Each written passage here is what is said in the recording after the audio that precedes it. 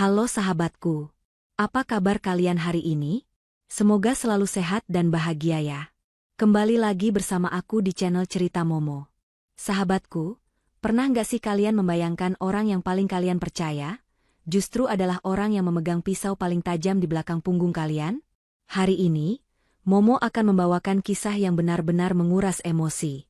Bayangkan, 2 tahun lamanya Evina merawat suaminya, Rio, yang hilang ingatan pasca kecelakaan. Tapi, sebuah bisikan dari dokter saraf di rumah sakit mengubah segalanya. Ternyata, hilangnya ingatan itu bukan karena takdir, melainkan sebuah rencana jahat yang disusun rapi oleh adik kandungnya sendiri, Sena. Duh, merinding banget kan? Kira-kira apa alasan Sena tega melakukan itu pada kakak kandungnya sendiri? Sebelum kita masuk ke ceritanya, yuk dukung channel ini agar terus semangat memberikan kisah-kisah terbaik buat kalian. Jangan lupa tekan tombol like-nya dulu, lalu subscribe dan nyalakan loncengnya. Dan seperti biasa, Momo pengen sapa-sapa kalian dulu nih di kolom komentar. Yuk, absen dulu, tuliskan nama kalian, asal kota, dan ketik kata, hadir. Momo tunggu ya.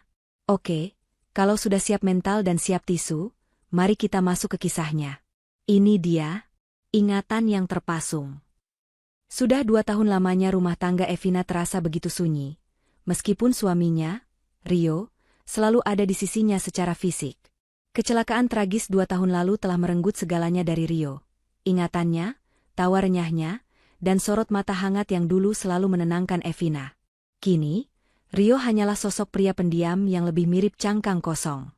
Ia tidak mengenali siapapun, bahkan Evina, wanita yang telah dinikahinya selama 5 tahun. Namun, Evina tidak pernah menyerah. Ia berjanji pada dirinya sendiri untuk terus menemani Rio hingga ingatannya kembali. Betapapun lelahnya ia menghadapi tatapan asing dari suaminya sendiri setiap pagi. Hari itu, Evina memutuskan untuk membawa Rio ke dokter spesialis saraf yang baru, Dr. Hadi. Dokter ini direkomendasikan oleh seorang teman karena reputasinya yang bagus dalam menangani kasus trauma kepala berat. Seperti biasa, Sena, adik kandung Rio, bersikeras untuk ikut. Sejak kecelakaan itu, Sena memang menjadi sosok adik yang sangat berbakti. Ia yang mengurus segala keperluan Rio, mulai dari jadwal minum obat hingga terapi fisik.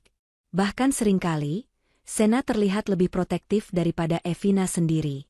Biar aku saja yang papa Mas Rio, Mbak Evina, ujar Sena dengan sigap saat mereka turun dari mobil di depan klinik. Mbak bawa tas obatnya saja. Mas Rio ini badannya berat. Nanti Mbak capek. Evina hanya tersenyum tipis dan mengangguk. Terima kasih ya, Sena. Kamu memang adik yang baik. Kalau tidak ada kamu, Mbak mungkin sudah kewalahan mengurus Mas Rio sendirian selama ini. Sena membalas senyuman itu dengan wajah tulus yang selalu ia tampilkan. Ah, Mbak bicara apa sih? Mas Rio kan kakak kandungku satu-satunya. Sudah kewajibanku menjaganya. Di ruang praktik Dr. Hadi, suasana terasa sedikit berbeda. Dr. Hadi, pria parubaya dengan kacamata tebal itu, memeriksa Rio dengan sangat teliti. Ia menyinari mata Rio dengan senter medis, memeriksa refleks lututnya, dan menanyakan banyak hal tentang riwayat pengobatan Rio selama 2 tahun terakhir. Sena, yang duduk di samping Rio, dengan lancar menjawab setiap pertanyaan dokter, seolah-olah ia hafal di luar kepala setiap detail perkembangan kakaknya. Namun, Evina menangkap gelagat aneh dari Dr. Hadi. Beberapa kali dokter itu melirik ke arah Sena dengan tatapan yang sulit diartikan, seperti campuran antara curiga dan waspada. Tapi Evina menepis pikiran itu, mengira mungkin Dr. Hadi hanya kagum melihat dedikasi seorang adik kepada kakaknya. Obat apa saja yang rutin dikonsumsi Pak Rio setiap malam? Tanya Dr. Hadi sambil memegang pulpen di atas kertas resep. Hanya vitamin saraf dan suplemen otak yang diresepkan dokter sebelumnya. Dok. Namanya Neurozet, jawab Sena cepat. Saya yang selalu memastikan Mas Rio meminumnya tepat waktu sebelum tidur. Dr. Hadi terdiam sejenak. Tangannya berhenti bergerak. Neurozet ya? Baik. Ia kemudian kembali memeriksa berkas rekam medis yang dibawa Evina. Tiba-tiba, Sena berdiri. Aduh, maaf dok, Mbak Evina. Perutku mules banget nih, gara-gara sambal tadi siang kayaknya. Aku izin ke toilet sebentar ya. Silakan, Jawab Dokter Hadi singkat tanpa menoleh. Mbak, tolong jagain Mas Rio sebentar ya, pesan Sena sebelum bergegas keluar ruangan. Begitu pintu tertutup dan langkah kaki Sena terdengar menjauh, atmosfer di ruangan itu berubah drastis dalam hitungan detik. Dokter Hadi yang tadinya tampak tenang, tiba-tiba meletakkan pulpennya dengan kasar. Ia berdiri dari kursinya, berjalan cepat ke arah pintu untuk memastikan pintu benar-benar tertutup rapat. Lalu berbalik menatap Evina dengan wajah pucat dan keringat dingin yang mulai membasahi dahinya. Evina terkejut melihat perubahan sikap dokter itu. Dokter? Ada apa? Apa kondisi suami saya memburuk? Tanyanya panik. Dokter Hadi tidak menjawab pertanyaan itu. Ia justru mendekatkan wajahnya ke arah Evina, setengah berbisik dengan nada mendesak yang membuat bulu kuduk Evina meremang. Bu Evina, tolong dengarkan saya baik-baik. Jangan bereaksi berlebihan, jangan teriak, dan tetap tenang, bisik Dokter Hadi dengan suara bergetar. Matanya liar menatap ke arah pintu, takut Sena tiba-tiba kembali. Maksud dokter apa? Saya tidak mengerti. Evina mulai merasa takut. Jantungnya berdegup kencang. Suami ibu, dia tidak seharusnya seperti ini. Dokter Hadi menunjuk Rio yang masih duduk diam dengan pandangan kosong. Saya sudah membaca komposisi obat yang ada di darah suami ibu dari hasil lab kilat yang saya minta di awal tadi. Itu bukan vitamin. Bukan vitamin? Evina bingung. Tapi Sena bilang. Lupakan apa yang adik ipar ibu bilang. Potong Dokter Hadi tegas namun tetap berbisik. Hubungi polisi segera. Sekarang juga kalau bisa. Adik iparmu. Kalimat Dokter Hadi menggantung di udara. Suara gagang pintu yang diputar terdengar nyaring memecah ketegangan. Klek. Pintu terbuka. Sena muncul kembali dengan wajah segar dan senyum lebar yang khas. Lega rasanya, ujarnya santai sambil melangkah masuk. Namun, langkahnya terhenti sejenak saat melihat posisi berdiri Dokter Hadi yang begitu dekat dengan Evina. Mata Sena menyipit, tatapannya menajam dalam sepersekian detik sebelum kembali normal. Dokter bilang apa tadi? Mbak, kok kelihatannya serius sekali? Jantung Evina serasa berhenti berdetak. Ia menatap Dokter Hadi, berharap dokter itu melanjutkan kalimatnya. Namun, Dokter Hadi dengan cepat memundurkan langkahnya, kembali ke kursinya dan memasang wajah datar seolah tidak terjadi apa-apa. Tangan dokter itu terlihat gemetar saat mengambil kertas resep. Ah, tidak ada apa-apa, jawab Dokter Hadi dengan suara yang dipaksakan tenang. Saya hanya sedang menjelaskan kepada Bu Evina bahwa dosis vitamin Pak Rio perlu sedikit disesuaikan. Itu saja. Sena menatap Dokter Hadi lekat-lekat, lalu beralih menatap Evina. Senyum di bibirnya masih ada, tapi bagi Evina, senyum itu kini terasa dingin dan mencekam. Oh, begitu ya, Dok?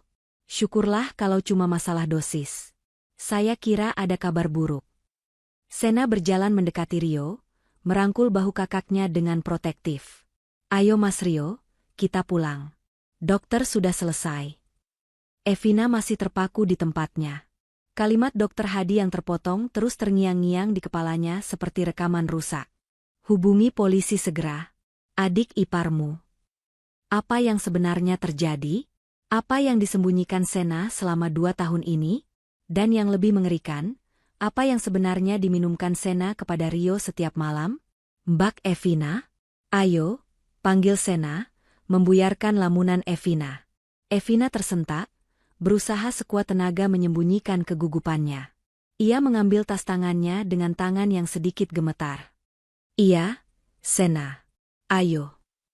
Sebelum keluar, Evina sempat menoleh sekilas ke arah Dokter Hadi. Dokter itu menatapnya dengan pandangan memohon dan ketakutan, seolah memberi isyarat, lakukan apa yang kukatakan, sebelum terlambat. Di dalam mobil perjalanan pulang, keheningan terasa mencekik. Rio tertidur di kursi belakang. Sena menyetir sambil bersenandung pelan mengikuti lagu di radio.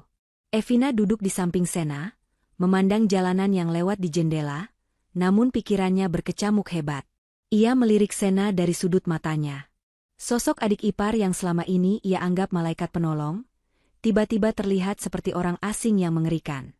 Bisikan dokter itu telah menanamkan benih kecurigaan yang tak bisa lagi dicabut. Evina sadar, mulai detik ini, hidupnya dan Rio sedang berada dalam bahaya besar. Sesampainya di rumah, ketegangan di dada Evina belum juga mereda. Rumah besar peninggalan mertuanya itu terasa lebih dingin dan mencekam dari biasanya. Sena langsung menuntun Rio ke kamar untuk beristirahat, sementara Evina berdiri terpaku di ruang tengah. Matanya menatap nanar ke arah lemari obat di sudut ruangan yang selalu terkunci rapat. Kunci lemari itu hanya dipegang oleh Sena. Selama ini, Evina tidak pernah mempermasalahkannya karena ia pikir itu adalah bentuk kasih sayang dan tanggung jawab Sena agar Rio tidak salah minum obat. Tapi malam ini, lemari kaca itu terlihat bukan seperti tempat penyimpan obat, melainkan peti rahasia yang menyembunyikan kebusukan. Malam semakin larut. Jarum jam dinding menunjukkan pukul 9, waktu rutin bagi Rio untuk meminum vitamin otaknya. Evina duduk di sofa ruang keluarga, berpura-pura sibuk melipat pakaian, padahal seluruh indera di tubuhnya waspada mengawasi gerak-gerik Sena. Ia melihat adik iparnya itu keluar dari dapur, membawa nampan berisi segelas air hangat. Sena kemudian merogoh saku celananya dan mengeluarkan sebuah toples kecil tanpa label, bukan mengambil dari lemari obat seperti prosedur biasanya.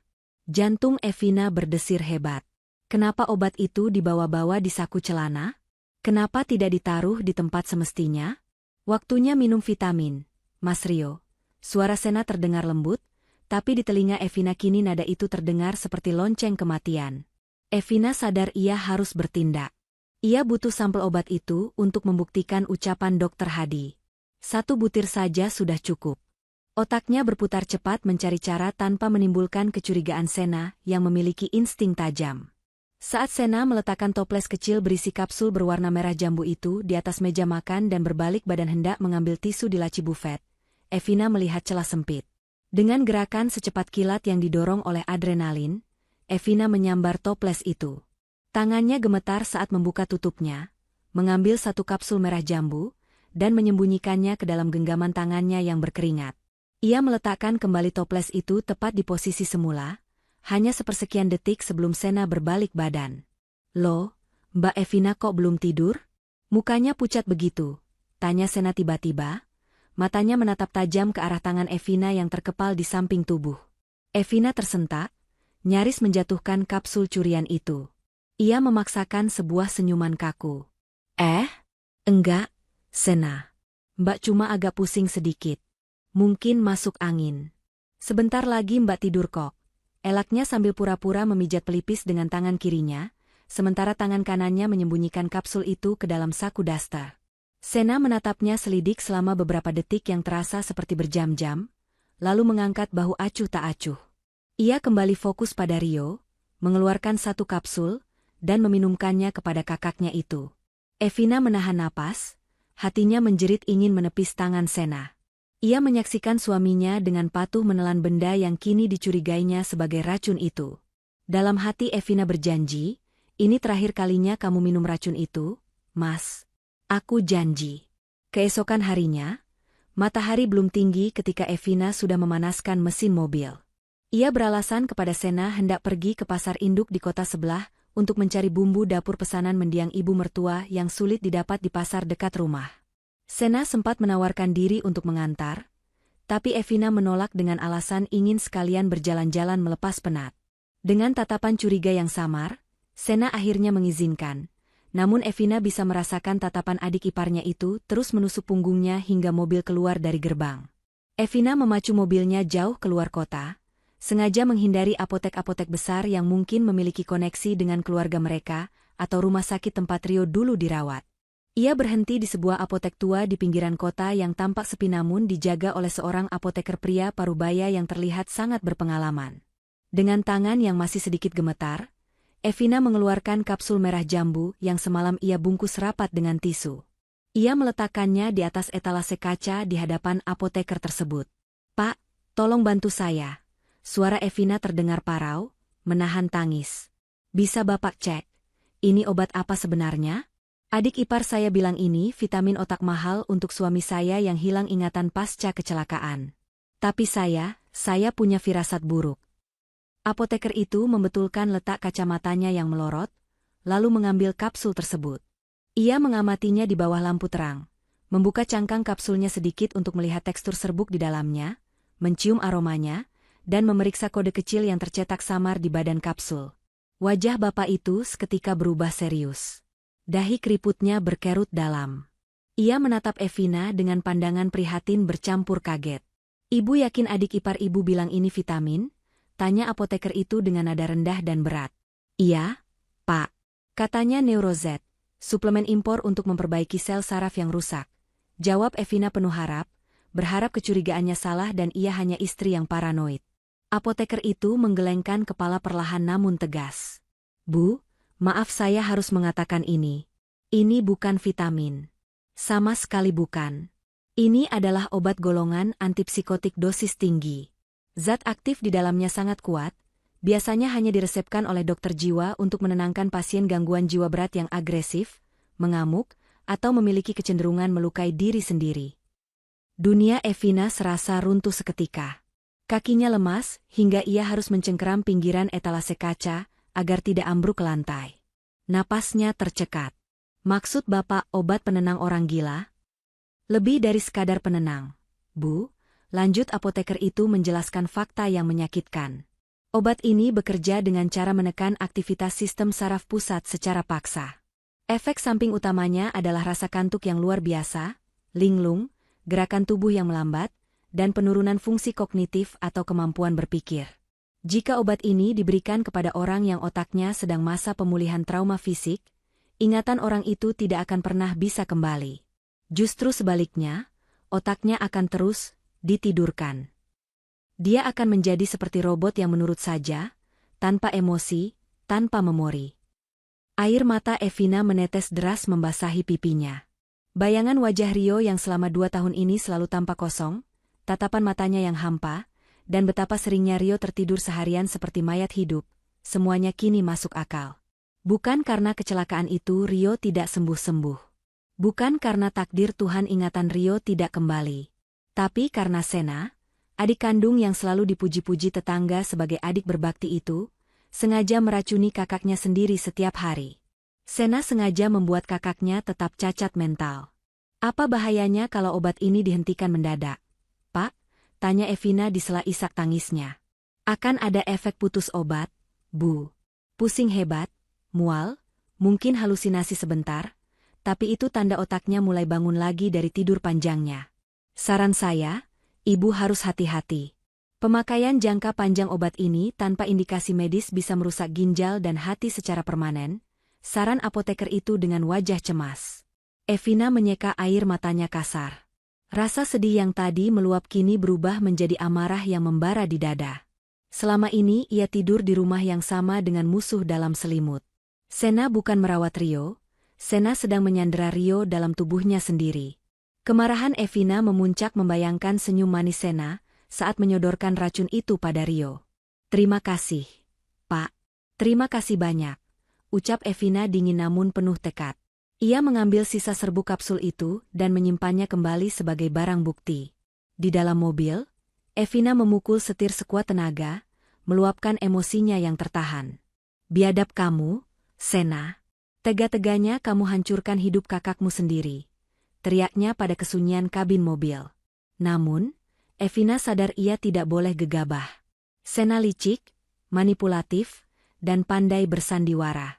Jika Evina pulang dan langsung melabraknya tanpa strategi, Sena pasti punya 1000 alasan untuk mengelak, atau lebih buruk lagi, Sena bisa nekat menyakiti Rio secara fisik. Evina menyalakan mesin mobil dengan tatapan mata yang berbeda. Ia tidak akan pulang sebagai istri yang bodoh, lugu, dan penurut lagi. Ia akan pulang sebagai pelindung suaminya. Perang dingin di rumah peninggalan mertuanya itu baru saja dimulai, dan Evina bersumpah di atas nama cintanya pada Rio, ia yang akan memenangkannya. Kebenaran harus terungkap, dan ingatan Rio harus kembali, apapun risikonya. Malam itu, meja makan terasa seperti medan perang tak kasat mata bagi Evina. Ia duduk berhadapan dengan Sena, menyaksikan adik iparnya itu menyendokkan nasi ke piring Rio dengan telaten. Pemandangan yang dulu selalu membuat hati Evina tersentuh, kini justru membuat perutnya mual. Setiap senyuman yang Sena lemparkan, setiap kalimat lembut yang keluar dari mulutnya untuk Rio, di mata Evina kini hanyalah topeng tebal yang menutupi wajah iblis. Evina harus mengerahkan seluruh kemampuan bersandiwaranya untuk tetap terlihat tenang, menyembunyikan badai amarah yang siap meledak kapan saja. Mas Rio makannya banyak malam ini, Mbak. Sepertinya vitamin barunya cocok, komentar Senariang tanpa rasa bersalah sedikit pun. Evina mencengkeram garpunya erat-erat di bawah meja. Syukurlah kalau begitu, Sena. Kamu memang paling tahu apa yang terbaik buat Mas Rio. Jawab Evina datar, berusaha agar suaranya tidak bergetar karena emosi. Ia menatap Rio yang hanya mengunyah pelan, tatapannya kosong menatap dinding, persis seperti boneka yang digerakkan tali. Tunggu sebentar lagi, Mas. Aku akan membebaskanmu, batin Evina perih. Setelah makan malam usai dan Rio sudah tertidur pulas. Tentu saja karena efek obat laknat itu, Evina tidak ikut tidur. Ia menunggu hingga lampu kamar Sena padam, dan suasana rumah benar-benar hening. Dengan langkah mengendap-endap, Evina menuju gudang kecil di bawah tangga. Ia ingat masih menyimpan satu kotak kardus berisi berkas-berkas selama peninggalan masa-masa awal pasca kecelakaan 2 tahun lalu. Berkas yang selama ini enggan ia buka karena terlalu menyakitkan untuk diingat. Di bawah sorot lampu senter ponsel yang temaram, tangan Evina sibuk memilah tumpukan kertas berdebu. Ia mencari satu dokumen spesifik, salinan laporan polisi mengenai kecelakaan tunggal Rio. Setelah 5 menit mencari, ia menemukannya. Kertas itu sudah agak menguning, tapi tulisan tintanya masih terbaca jelas. Evina membaca ulang kronologi kejadian versi polisi tersebut. Waktu kejadian, pukul 2 dini hari. Lokasi, Jalan Tol Lingkar Luar KM 45. Jenis kecelakaan, tunggal. Penyebab, pengemudi diduga mengantuk, mikroslep, sehingga kehilangan kendali dan menabrak pembatas beton. Korban ditemukan tidak sadarkan diri di kursi pengemudi. Dahi Evina berkerut. Matanya beralih ke bagian keterangan saksi. Di sana tertulis nihil. Tidak ada saksi mata saat kejadian berlangsung sampai petugas patroli jalan raya menemukannya. Ingatan Evina melayang mundur ke malam jahanam itu. 2 tahun lalu, Rio dan Sena pamit pergi ke acara reuni teman SMA mereka. Mereka berangkat dengan 2 mobil terpisah karena Sena beralasan hendak menjemput pacarnya. Yang belakangan Evina tahu itu bohong karena Sena tidak punya pacar saat itu. Evina ingat betul, sekitar pukul 3 pagi, bel rumah berbunyi gila-gilaan. Sena berdiri di depan pintu dengan wajah panik yang dibuat-buat, berteriak bahwa Rio kecelakaan. Tapi ada satu detail yang saat itu luput dari perhatian Evina, karena ia terlalu syok. Namun kini detail itu menghantamnya dengan keras. Malam itu, Sena pulang dengan kemeja putih yang bersih. Evina memejamkan matanya, memutar ulang memori itu. Jika Sena berada di mobil belakang Rio seperti pengakuannya dulu, dan jika Sena turun membantu Rio yang terjepit di mobil yang ringsek berasap, bukankah seharusnya baju Sena kotor? Bukankah seharusnya ada noda oli, debu jalanan, atau bahkan cipratan darah Rio di baju Sena? Tapi malam itu, penampilan Sena licin dan rapi, hanya rambutnya saja yang sedikit berantakan. Tidak ada noda sedikit pun di kemeja putih mahalnya. Dia bohong, desis Evina dalam kegelapan gudang. Dia tidak menolong Mas Rio. Atau lebih parah lagi, dia hanya menonton. Kecurigaan ini terlalu besar untuk dipendam sendiri. Evina butuh bantuan profesional. Ia teringat pada satu nama, Pak Arman. Beliau adalah pensiunan polisi yang kini bekerja sebagai investigator swasta, sekaligus teman lama mendiang ayah Evina. Pak Arman adalah orang yang teliti dan bisa dipercaya. Keesokan paginya, setelah memastikan Sena sibuk dengan tukang kebun di halaman belakang, Evina menyelinap ke teras samping dan menghubungi nomor Pak Arman. "Halo, Om Arman? Ini Evina, putrinya Pak Darmawan," sapa Evina dengan suara berbisik namun mendesak. "Oh, Evina. Apa kabar? Nak? Sudah lama sekali tidak dengar suaramu. Ada apa tumben menelepon Om pagi-pagi?" Suara berat dan ramah Pak Arman terdengar di ujung telepon. "Om, saya butuh bantuan Om. Ini soal kecelakaan Mas Rio 2 tahun lalu." Evina langsung ke inti masalah, tak mau membuang waktu. "Ada hal yang tidak beres, Om. Saya baru sadar ada kejanggalan dalam laporan polisi dan cerita adik ipar saya." Hening sejenak di seberang sana. Nada suara Pak Arman berubah serius. "Kejanggalan bagaimana maksudmu, Evina? Kasus itu kan sudah ditutup sebagai kecelakaan tunggal." "Saya curiga itu bukan kecelakaan tunggal biasa, Om. Dan saya punya bukti kalau selama ini Mas Rio dicekoki obat penenang dosis tinggi biar ingatannya nggak balik. Saya takut, Om. Tolong saya. Suara Evina mulai pecah menahan tangis. Tenang, Evina. Tarik napas, Pak Arman menenangkan. Kalau memang ada unsur pidana atau manipulasi, kita harus bergerak hati-hati. Jangan sampai adik iparmu curiga. Kita harus bertemu, tapi jangan di rumahmu. Bisa kamu keluar siang ini? Bisa, Om. Saya akan alasan mau belanja bulanan. Siang harinya, di sebuah kedai kopi tertutup yang jauh dari jangkauan pergaulan Sena, Evina bertemu Pak Arman. Ia menyerahkan bukti serbuk kapsul dari apotek dan menceritakan soal baju bersih Sena di malam kejadian. Wajah tua Pak Arman yang penuh guratan pengalaman tampak semakin keras setiap kali Evina menyelesaikan kalimatnya. Instingmu tajam, Nak. Soal obat ini saja sudah bisa jadi bukti kekerasan dalam rumah tangga dan percobaan pembunuhan secara perlahan, ujar Pak Arman sambil mengamati foto kapsul yang ditunjukkan Evina. Tapi soal kecelakaan itu, kita butuh bukti fisik yang lebih kuat daripada sekadar ingatanmu tentang baju bersih. Mobilnya, Om, kata Evina cepat. Bangkai mobil Mas Rio. Polisi bilang mobil itu hancur total. Apa mungkin masih ada? Pak Arman mengangguk pelan sambil mengetuk-ngetukkan jarinya di meja. Biasanya bangkai kendaraan kecelakaan berat akan disimpan di tempat penampungan barang bukti selama beberapa tahun kalau tidak diambil keluarga, atau sudah dilelang ke tempat besi tua. Tapi karena kasusnya dianggap selesai cepat, kemungkinan besar sudah dipindahkan. Bisa Om bantu cari? Tanya Evina penuh harap. Om masih punya beberapa kenalan di lantas. Om akan coba lacak keberadaan mobil itu. Kalau mobil itu masih ada, itu adalah saksi bisu yang paling jujur. Janji Pak Arman. Tatapannya menajam. Satu hal lagi, Evina. Kalau benar adik iparmu terlibat dalam kecelakaan itu, berarti posisinya saat itu bukan sebagai penolong. Kita harus cari tahu apa yang sebenarnya terjadi di jalan tol itu. Kamu harus siap mental menghadapi kemungkinan terburuk tentang kejadian malam itu. Saya siap, Om. Asalkan Mas Rio bisa kembali, saya siap menghadapi apa saja. Jawab Evina mantap. Pertemuan itu memberi sedikit angin segar bagi Evina. Ia tidak lagi berjuang sendirian. Namun, saat perjalanan pulang, ponselnya berdering. Nama, Sena, muncul di layar. Jantung Evina berdegup kencang. Ia mengangkatnya dengan tangan gemetar. Halo, Sena? Mbak Evina di mana? Kok lama sekali belanjanya? Suara Sena terdengar datar, namun ada nada interogasi yang kental di sana. Mas Rio dari tadi gelisah terus. Nyariin Mbak? Atau Mbak lagi ketemu orang lain? Pertanyaan terakhir itu membuat darah Evina berdesir dingin. Apakah Sena tahu? Apakah Sena membuntutinya?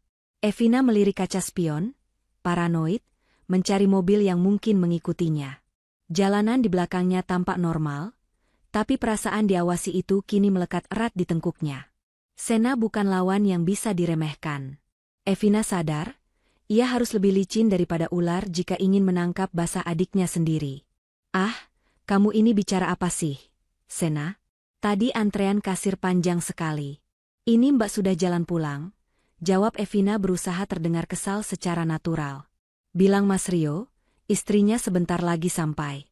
Jangan lupa siapkan vitamin, sorenya, ya. Evina menekankan kata vitamin dengan nada sinis yang ia samarkan sebagai candaan, sebuah tantangan halus yang mungkin tidak disadari Sena, namun memuaskan batin Evina. Perburuan bukti baru saja dimulai. Keesokan harinya, atmosfer di rumah terasa semakin menyesakkan. Sena seperti bayangan yang menempel di setiap sudut. Matanya selalu mengawasi gerak-gerik Evina dengan kewaspadaan seekor predator. Namun, Evina tahu ia harus menemui Dokter Hadi hari ini. Informasi dari apoteker kemarin memang mengejutkan, tapi ia butuh konfirmasi medis yang valid dari dokter yang menangani Rio secara langsung agar bukti itu tidak terbantahkan. Strategi Evina harus rapi. Saat sarapan, ia berpura-pura menerima telepon dari teman lamanya. Dengan akting yang meyakinkan, Evina memasang wajah cemas dan berkata bahwa temannya baru saja mengalami kecelakaan ringan dan dirawat di rumah sakit. Tentu saja bukan rumah sakit tempat Dokter Hadi bekerja. Aku harus menjenguk Rini sebentar, Sena. Kasihan dia tidak ada keluarga di sini, ujar Evina sambil membereskan piring. Sena yang sedang menyuapi Rio berhenti sejenak, sendok menggantung di udara. Matanya menyipit menatap Evina. Kenapa mendadak sekali? Mbak, apa perlu aku antar? Mas Rio bisa ikut sekalian jalan-jalan. Jantung Evina berdegup kencang. Jika Sena ikut, tamatlah riwayatnya. Jangan, Sena. Mas Rio baru saja minum obat pagi, kan? Dia butuh istirahat. Lagi pula rumah sakit tempat Rini dirawat itu penuh virus. Aku nggak mau Mas Rio tertular penyakit. Kamu jaga Mas Rio di rumah saja, ya? Aku janji tidak akan lama. Sena terdiam beberapa detik, menimbang-nimbang alasan itu.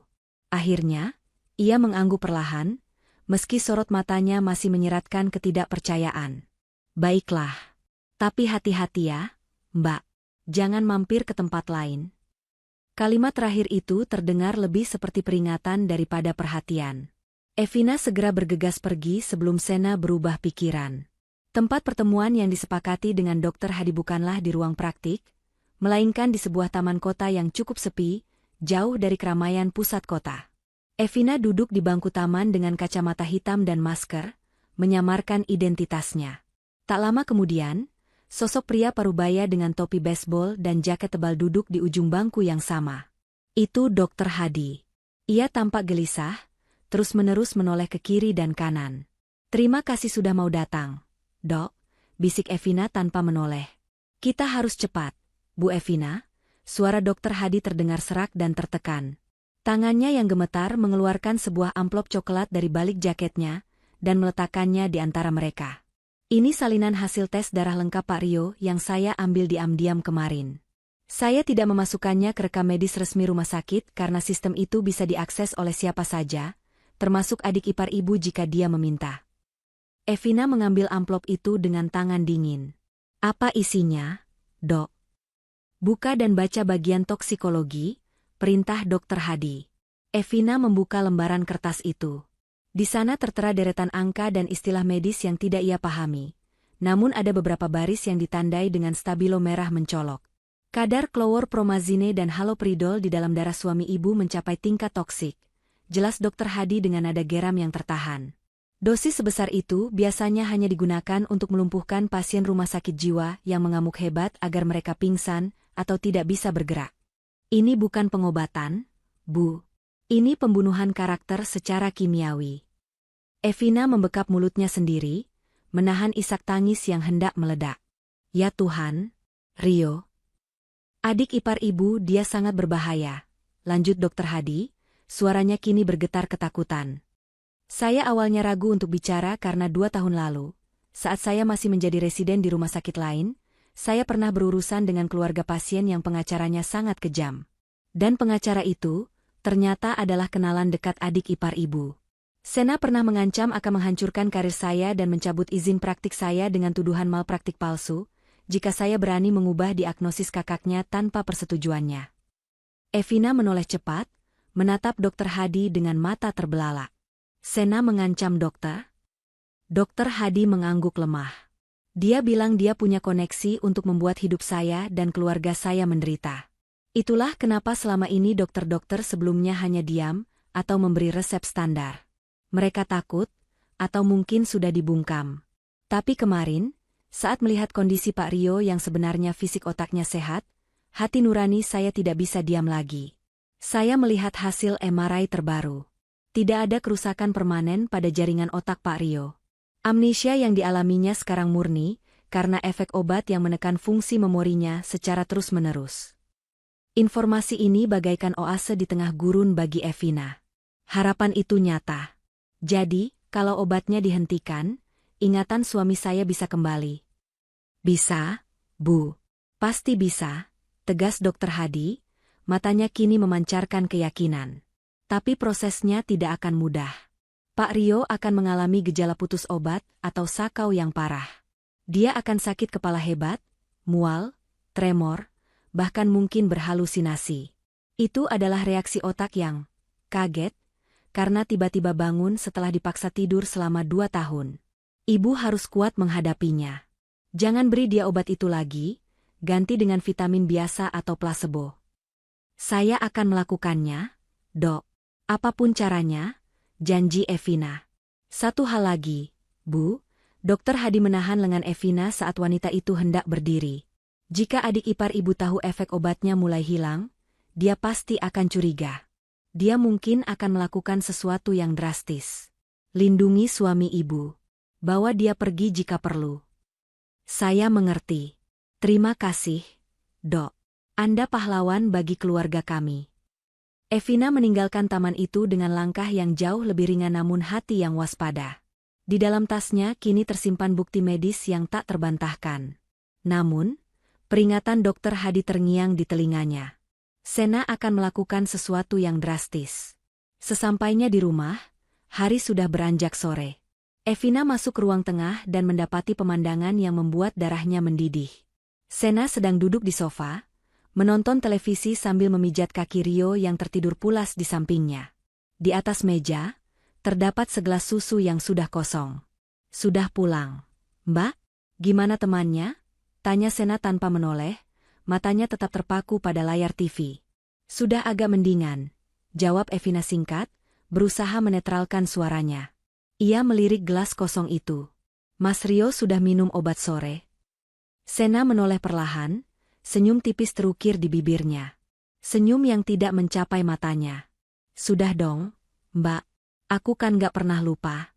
Tadi aku gerus obatnya dan campur ke susu, biar Mas Rio gak bosan nelen kapsul terus. Kasihan tenggorokannya. Dada Evina sesak. Digerus? Itu artinya obat itu langsung diserap tubuh dengan cepat. Sena benar-benar iblis berwajah malaikat. Oh, baguslah kalau begitu. Terima kasih ya, Sena, ucap Evina sambil berjalan menuju kamarnya. Aku mau mandi dulu. Di dalam kamar mandi, di bawah guyuran air shower yang menyamarkan suara tangisnya, Evina menangis sejadi-jadinya. Ia menangisi nasib suaminya yang diperlakukan seperti binatang percobaan. Namun, setelah air mata itu kering, wajah Evina di cermin berubah keras. Tatapannya dingin dan tajam. Mulai malam ini, ia tidak akan lagi membiarkan sebutir pun obat racun itu masuk ke tubuh Rio. Ia akan menukar semua isi kapsul Sena dengan gula halus yang sudah ia siapkan di dalam tasnya. Evina akan membuat Rio sakau. Ia akan membiarkan suaminya menderita kesakitan demi kesembuhan. Dan saat ingatan Rio kembali nanti, Evina akan pastikan Sena membayar setiap tetes penderitaan yang ia berikan, dengan harga yang sangat mahal. Perang terbuka sudah di depan mata. Malam itu, jam dinding menunjukkan pukul 2 pagi. Keheningan menyelimuti seisi rumah, hanya terdengar suara dengkuran halus Sena dari kamar tamu di lantai bawah. Evina tahu ini adalah satu-satunya kesempatan yang ia miliki. Dengan berbekal jepit rambut besi yang sudah ia bengkokkan, Evina mengendap-endap menuju lemari kaca di ruang tengah. Tangannya basah oleh keringat dingin. Jika Sena terbangun dan memergokinya sedang membobol lemari obat, tamatlah riwayatnya. Dengan napas tertahan, Evina mengutak-atik lubang kunci lemari itu. Klik. Suara kecil terdengar saat kunci terbuka. Evina menghela napas lega, namun ia tidak boleh lengah. Ia segera mengambil botol obat, Neurozet, milik Rio. Di dapur, dengan penerangan minim dari lampu kulkas yang ia buka sedikit, Evina bekerja dengan kecepatan tinggi. Ia membuka satu persatu kapsul merah jambu itu, membuang serbuk racun di dalamnya ke wastafel, dan menggelontorkannya dengan air deras, agar tidak meninggalkan jejak. Sebagai gantinya, ia mengisi cangkang kapsul kosong itu dengan gula halus yang sudah ia siapkan dalam plastik kecil. Tekstur dan warnanya hampir identik. Tangan Evina gemetar hebat saat menyatukan kembali cangkang kapsul terakhir. Ia harus memastikan tidak ada butiran gula yang tercecer. Setelah selesai, ia mengembalikan botol itu ke posisi semula di dalam lemari, menguncinya kembali, dan bergegas kembali ke kamar tidur. Jantungnya berpacu seperti kuda liar. Malam ini, ia telah memutus rantai racun yang membelenggu suaminya. Keesokan paginya, efek dari penghentian obat itu mulai terlihat. Rio bangun dengan kondisi yang jauh berbeda dari biasanya. Jika biasanya ia bangun dengan tatapan kosong dan gerakan lambat, pagi ini Rio terlihat gelisah. Keringat sebesar biji jagung membasahi pelipisnya.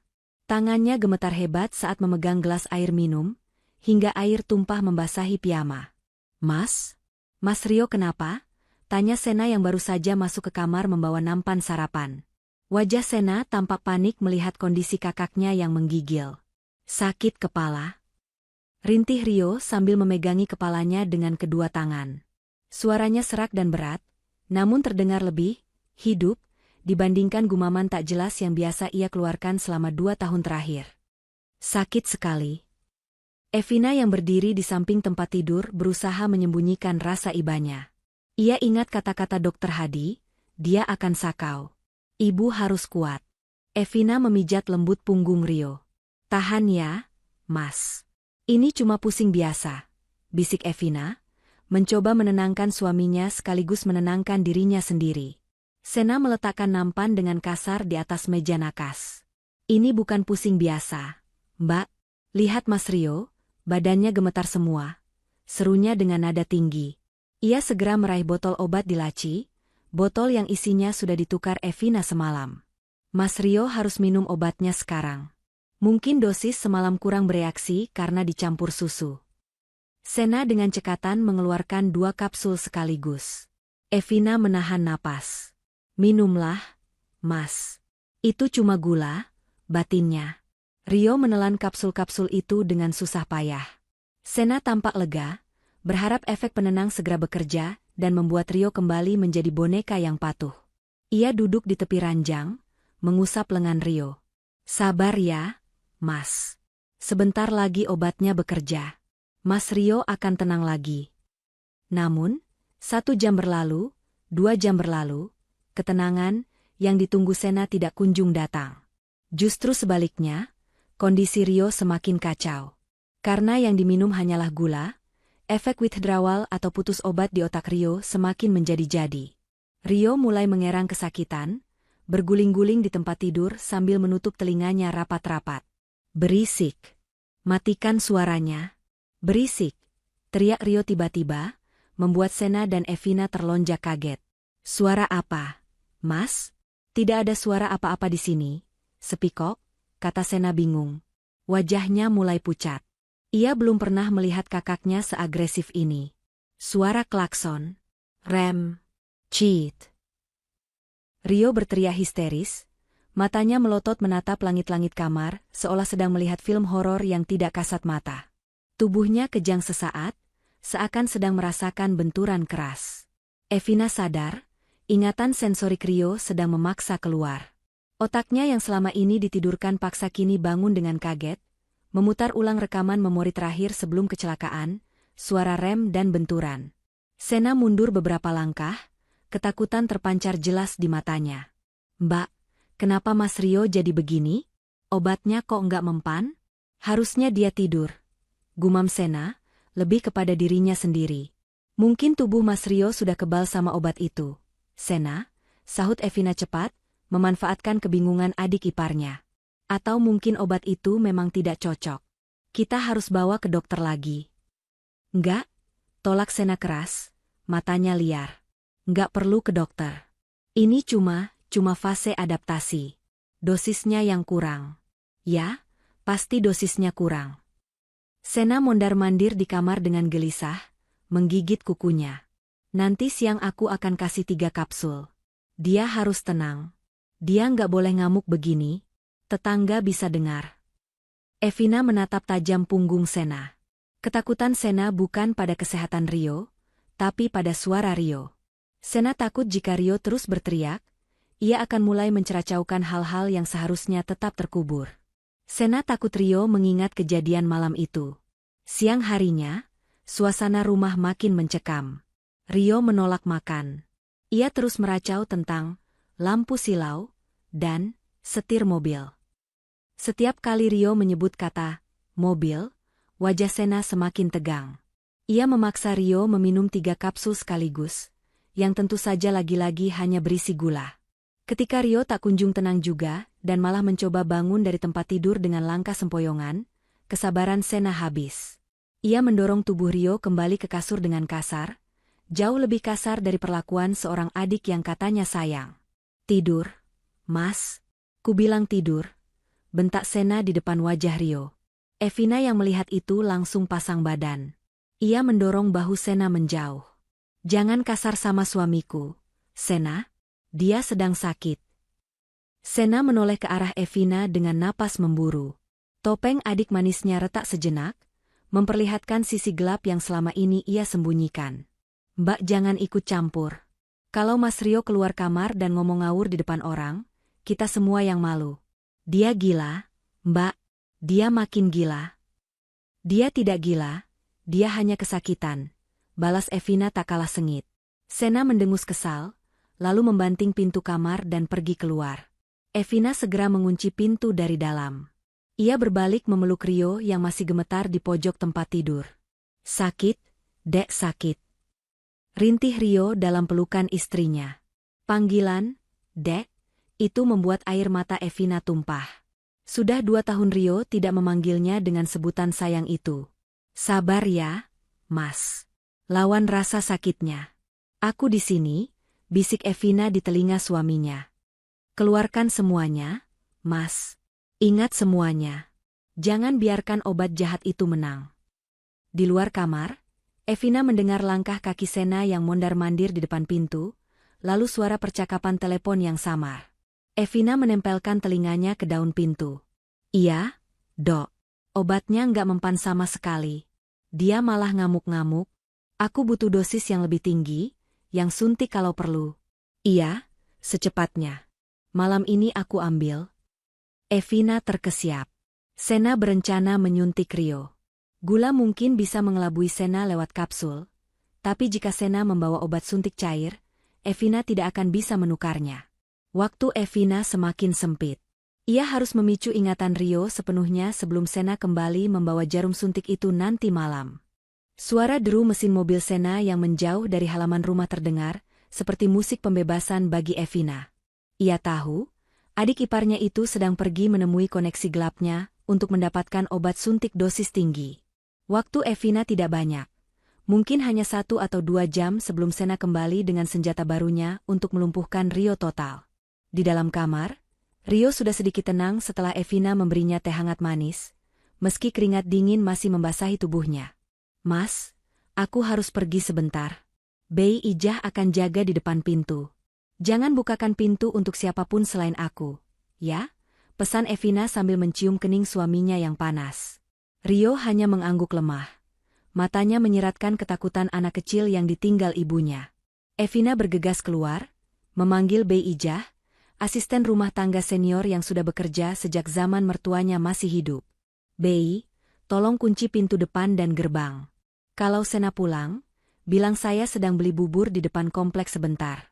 Tahan dia di ruang tamu, jangan biarkan masuk kamar Mas Rio. Perintah Evina tegas. Bei Ijah yang memang sudah lama curiga dengan gerak-gerik Sena, mengangguk mantap tanpa banyak tanya. Mobil Evina melaju membelah kemacetan sore menuju sebuah gudang penyimpanan barang bukti kecelakaan di pinggiran kota. Pak Arman sudah menunggu di sana.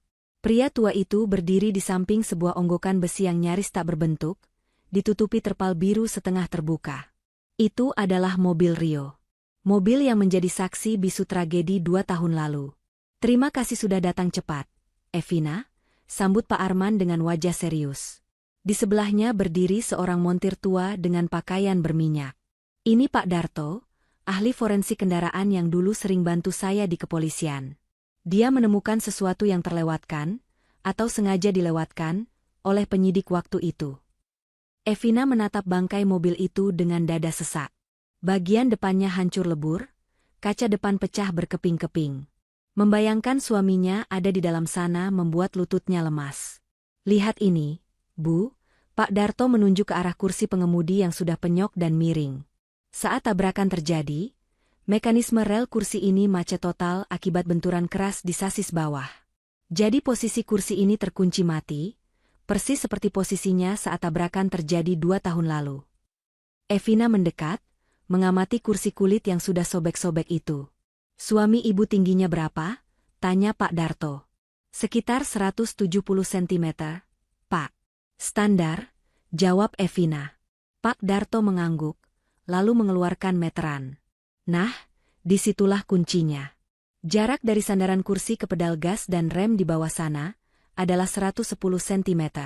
Untuk orang dengan tinggi 170 cm, kakinya tidak akan bisa menjangkau pedal rem dengan posisi kursi semundur ini.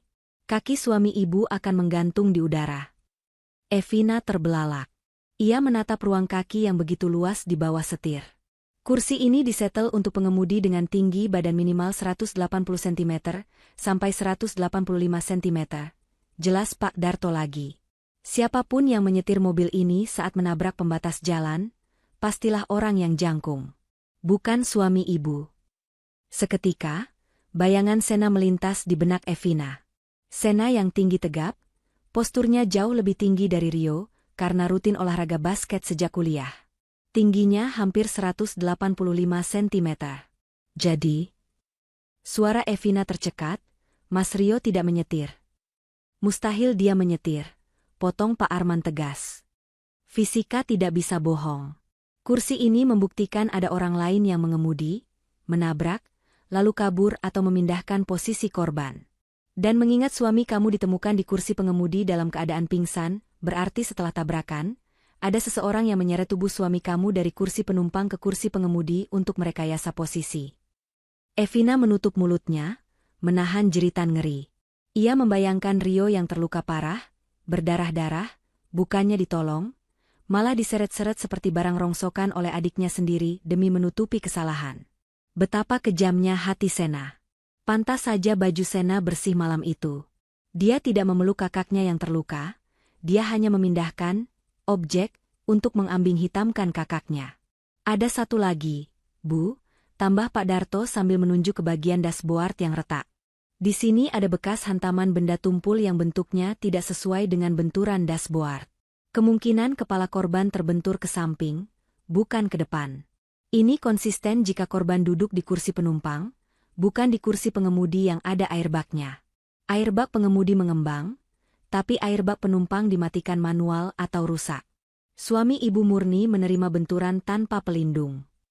Air mata kemarahan menetes di pipi Evina. Dia iblis. Desisnya. Sena benar-benar iblis. Bukti ini cukup untuk membuka kembali kasus penyidikan. Evina, kata Pak Arman sambil menyerahkan amplop berisi foto-foto teknis dan surat pernyataan ahli dari Pak Darto. Tapi kita butuh kesaksian Rio untuk menguatkan motif. Karena pengacara Sena pasti akan berdalih bahwa kursi itu mundur sendiri akibat benturan, meski secara teknis itu sulit dibuktikan. Saya akan buat Mas Rio bicara. Om, janji Evina sambil menggenggam amplop itu erat-erat.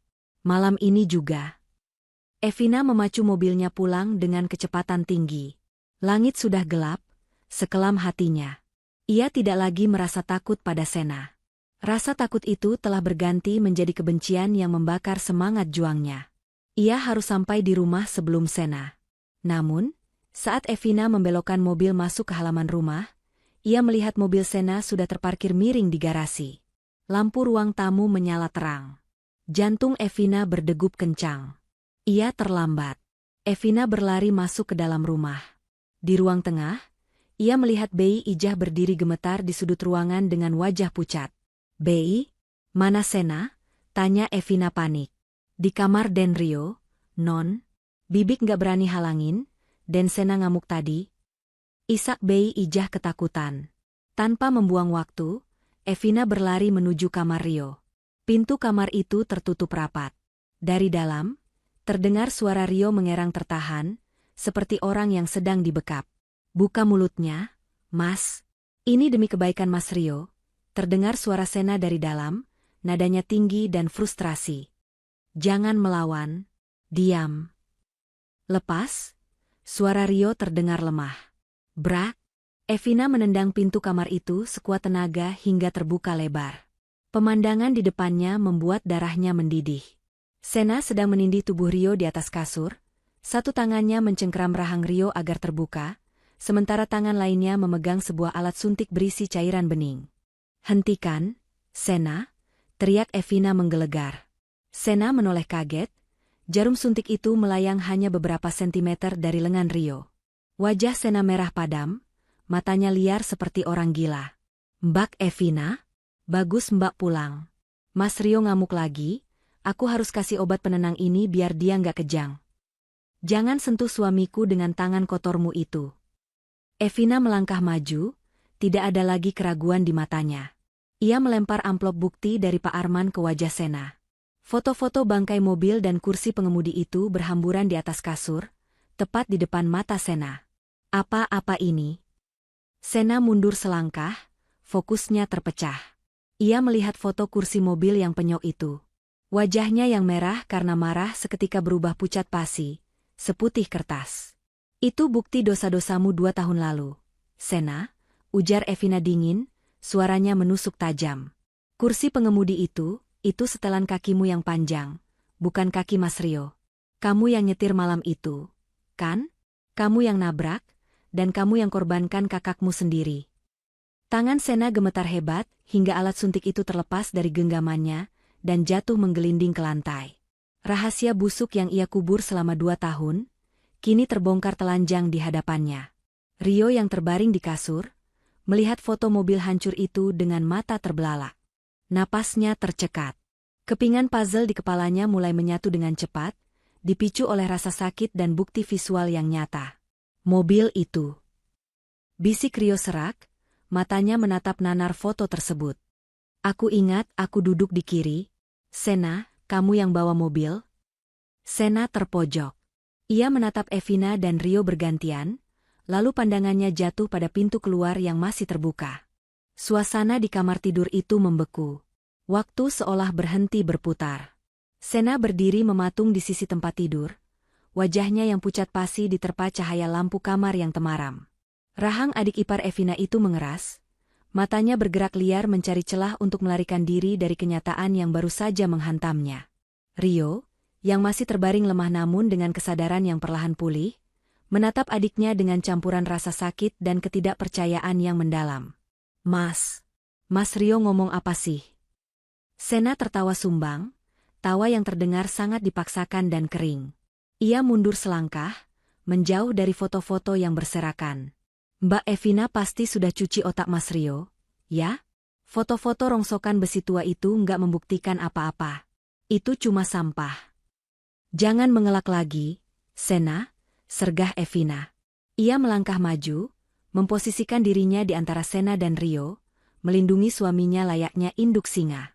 Polisi forensik sudah memeriksa bangkai mobil itu. Posisi kursinya terkunci mati di setelan tubuhmu.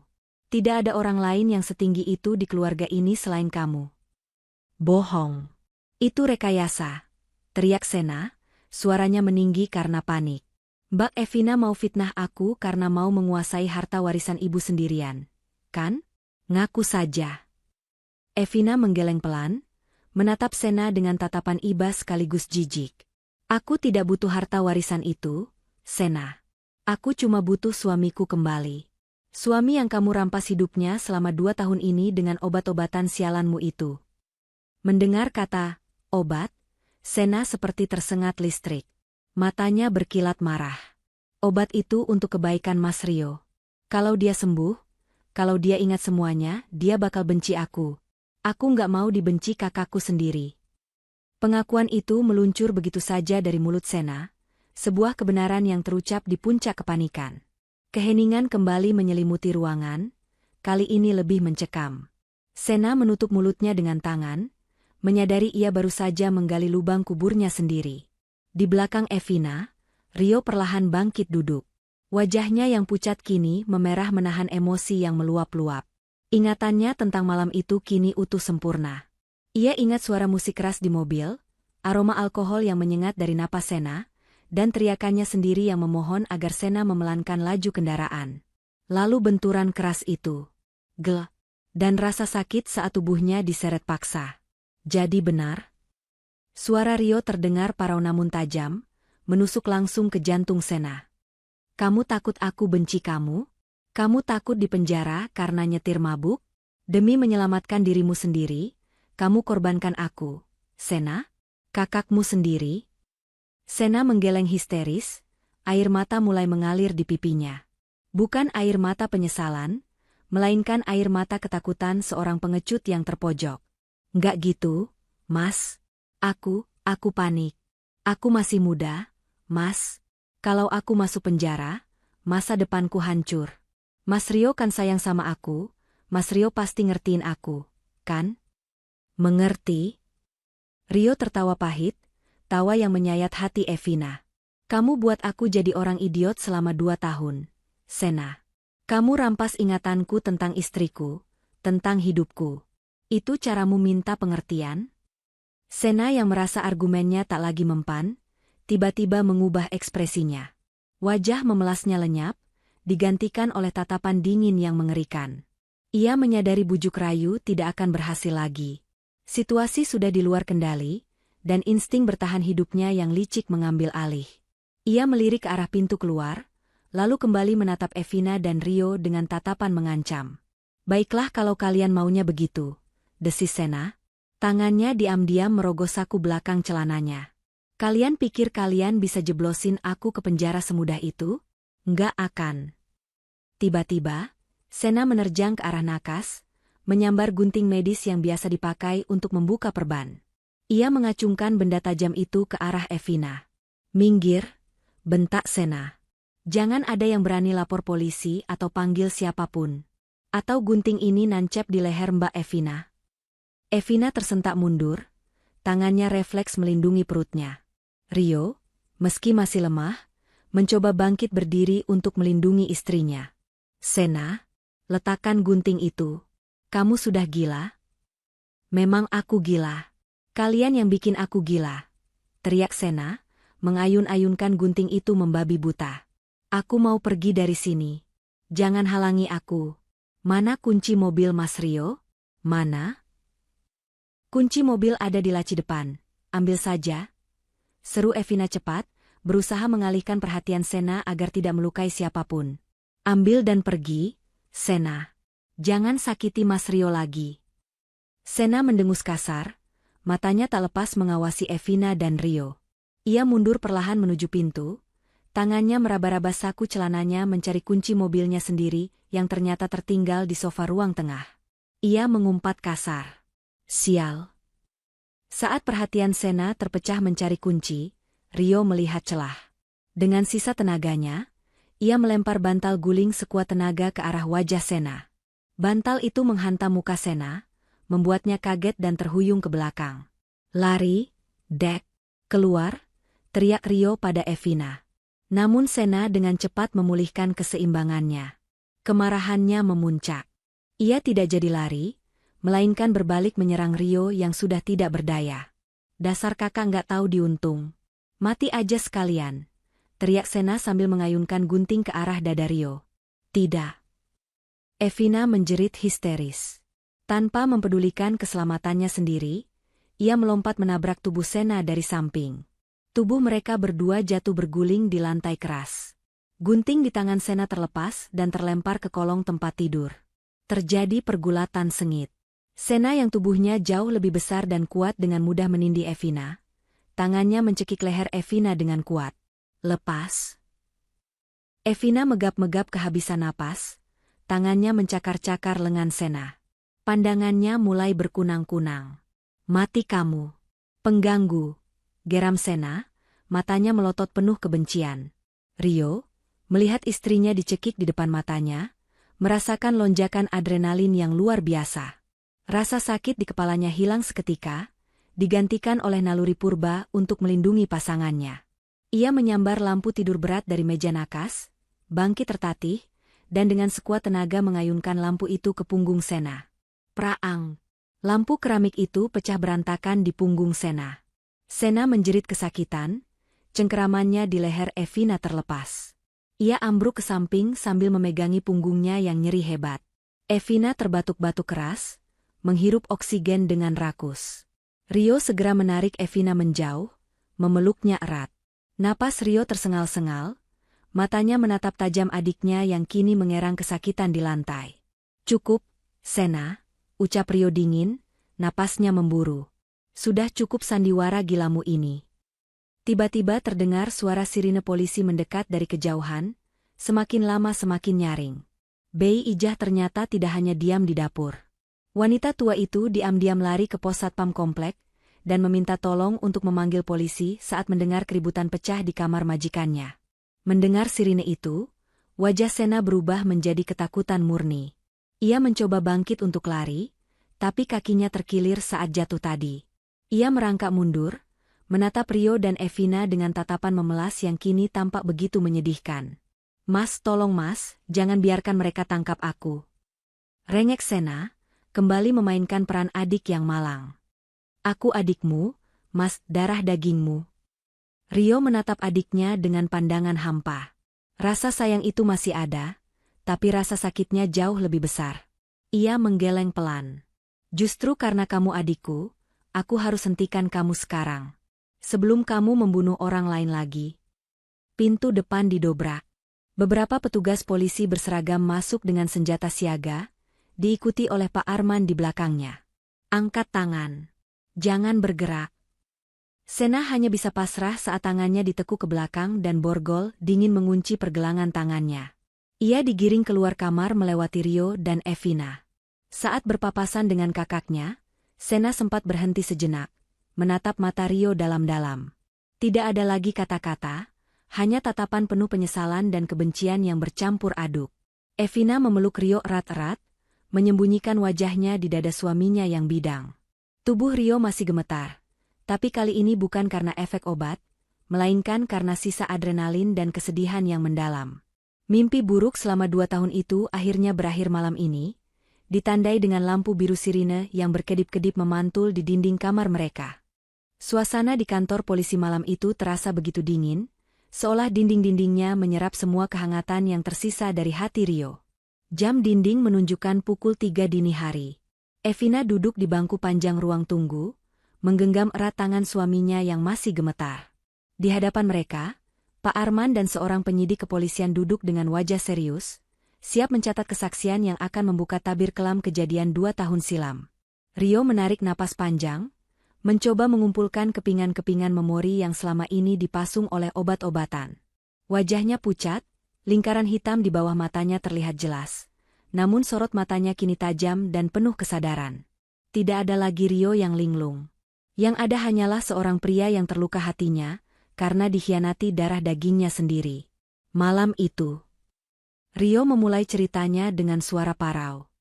"Kami baru pulang dari reuni SMA. Sena mabuk berat. Dia minum banyak sekali karena baru saja putus cinta. Awalnya aku yang mau menyetir, tapi Sena memaksa. Dia merengek seperti anak kecil, ingin mencoba mobil baruku. Dia bilang dia baik-baik saja, dia bilang dia masih sadar." Evina mengusap punggung tangan suaminya, memberi kekuatan. "Aku bodoh, Dek," lanjut Rio, matanya mulai berkaca-kaca menatap Evina. "Aku izinkan dia menyetir karena aku tidak tega melihatnya menangis. Aku duduk di kursi penumpang, membiarkan dia memegang kendali. Itu kesalahan terbesarku." Rio memejamkan mata, keningnya berkerut saat ingatan mengerikan itu memutar kembali di kepalanya seperti film lama. Di jalan tol, dia mengemudi ugal-ugalan. Kecepatannya di atas 140 km per jam. Aku sudah berteriak, memohon dia untuk pelan, tapi dia malah tertawa. Dia bilang, "Hidup ini cuma sekali, Kak." Lalu, ada truk di depan. Sena banting setir ke kanan terlalu tajam. Mobil oleng, menabrak pembatas beton, dan berputar beberapa kali sebelum menghantam tiang. Hening sejenak di ruangan itu. Hanya suara detak jam dan helaan napas berat Rio yang terdengar. Saat mobil berhenti berasap, "Aku masih sadar, Pak." Rio menatap penyidik dengan tatapan nanar. "Sakit sekali rasanya. Kakiku terjepit dashboard, kepalaku berdarah. Aku melihat ke samping, Sena selamat. Airbag pengemudi menyelamatkannya. Dia hanya lecet sedikit. Aku memanggil namanya, 'Sena, tolong kakak.'" Air mata menetes di pipi Rio. Evina tak kuasa menahan isak tangisnya, ia memeluk lengan suaminya erat-erat. "Sena menoleh padaku," suara Rio bergetar hebat. Bukannya menolongku keluar, dia malah melihat sekeliling jalan tol yang sepi. Lalu dia bergumam, mati aku, kalau polisi tahu aku mabuk, karirku tamat, ibu bakal bunuh aku." "Lalu apa yang dia lakukan, Pak Rio?" tanya penyidik hati-hati. "Dia keluar dari mobil, memutari pintu penumpang. Dia membuka pintuku, dan dengan paksa menarik tubuhku keluar, Rio menahan isak tangis yang menyesakkan dada. Kakiku yang terjepit ditarik paksa. Sakitnya luar biasa sampai aku menjerit. Tapi dia tidak peduli. Dia menyeretku ke aspal, lalu mendorongku masuk ke kursi pengemudi. Dia mengatur posisi tubuhku seolah-olah akulah yang menyetir. Biadab, desis Pak Arman pelan, menggelengkan kepalanya tak percaya. Saat dia mengatur posisi tanganku di setir, aku sempat memegang lengannya, ucap Rio lirih.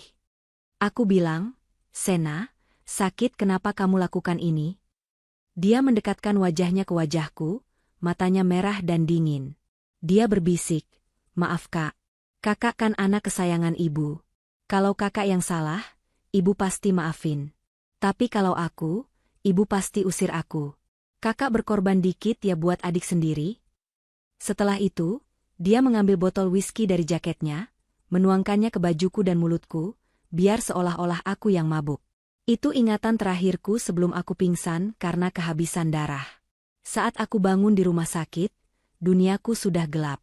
Dan setiap kali aku mulai ingat sedikit saja, dia selalu datang dengan vitamin itu. Dia membunuhku pelan-pelan agar rahasianya tetap aman. Evina memeluk Rio, menangis di dada suaminya. Betapa jahatnya Sena.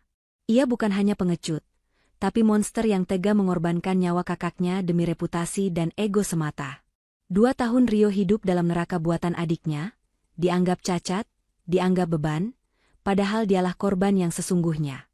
Keterangan Bapak sangat detail dan sesuai dengan bukti fisik di lapangan, ujar penyidik sambil menutup berkasnya.